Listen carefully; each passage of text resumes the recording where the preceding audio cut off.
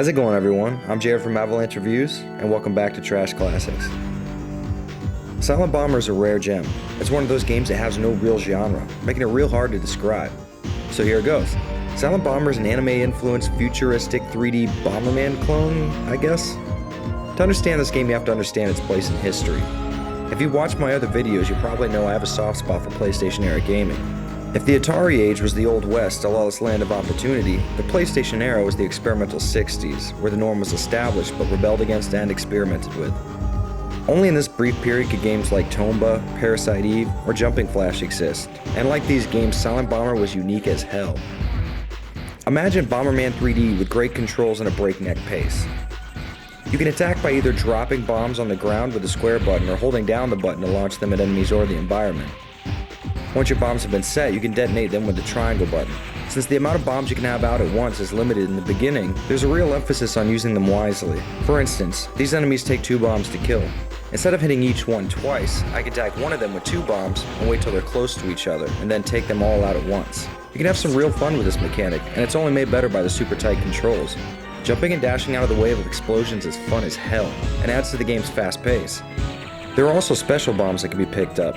These are a godsend if you're surrounded or under heavy fire, as they have an area effect and special attributes, like sucking enemies and projectiles in, or stunning them with electricity. It's not all action though. Silent Bomber does have a story to move the game along, but it's really campy. Main character Juta is a soldier who's done some terrible things, and is now an emotionless shell of a man who lives only to fight. Nothing more than a killing machine. Which explains why his voice actor sounds like a bottle of Valium took some sleeping pills.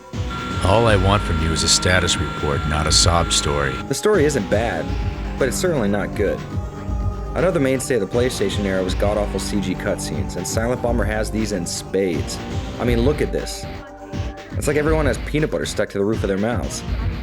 But this is why we play these games, to marvel at its cheesiness. And speaking of cheesiness, give a listen to this. But we won't last that long at this rate, John! Yeah, there was a time where this was the norm. In-game graphics, on the other hand, were top-notch for the time. Explosions look amazing, and environments are varied enough that you don't get lost or feel like they're repeating. Despite its flaws, when you finish Silent Bomber, you don't remember the bad cutscenes or terrible voice acting. You remember the explosions and the fun you had fighting the badass bosses. This was a shining example of how fun a game can be without a budget of millions and an online multiplayer component. A throwback to the days when a game was judged on whether or not it was fun, and not by how many characters in the game you can have sex with.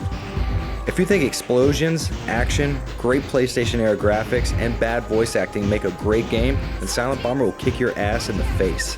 You can find the game's original case on eBay for around $40, but luckily the disc alone costs next to nothing. I recommend the hell out of this game, and if you're having problems finding it, remember to look under T for Trash Classics.